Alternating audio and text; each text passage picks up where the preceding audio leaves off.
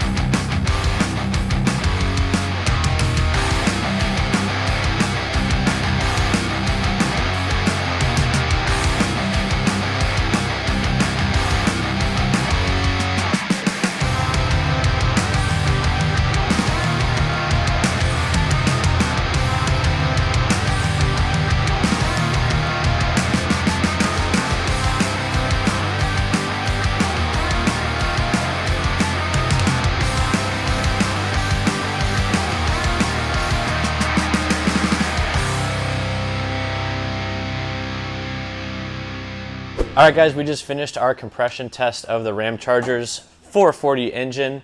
What were the results? What were we looking at here? Everything looked pretty good. We had 175, a few cylinders were 160 PSI, which is a little lower, but still an acceptable range.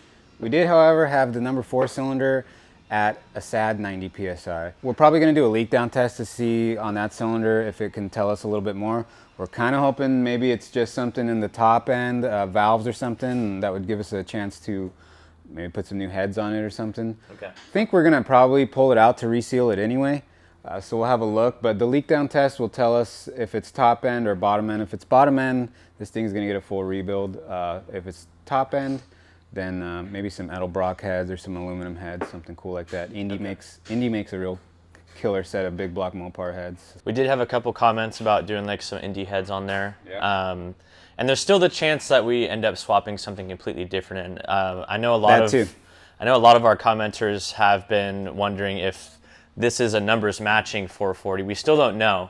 There is one more way that we can check though, right? Yeah, I'm hoping when we get it out, if we pull the oil pan, sometimes there's some stamp marks on the oil pan rail there. So we'll verify that. But yeah, there's kind of mostly between two schools of thought, between like hellcat it and keep the 440.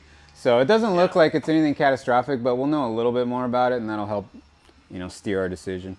Stay tuned for the next episode, you guys, because we're going to kind of just review all of the comments and all the feedback that you guys have been giving us. A lot of you have been saying, keep the 440 and build it up, hellcat swap, Cummins swap. So really based on your guys' feedback, that will influence the direction of this Ramcharger build. So stay tuned for that next episode. We're going to kind of go over all your guys' comments and kind of just pick a direction for how we're going to build this Ramcharger. So stay tuned. And don't forget, you guys, we are giving this Ramcharger away to one lucky YouTube subscriber. That is right. All you have to do is tap that subscribe button below and you'll be entered to win this very Ramcharger right here. It's going to be fully dressed up, fully built by the time we're done with it. And once we hit 100,000 subscribers, one of you will be the lucky winner. So tap that subscribe button, get entered, and good luck.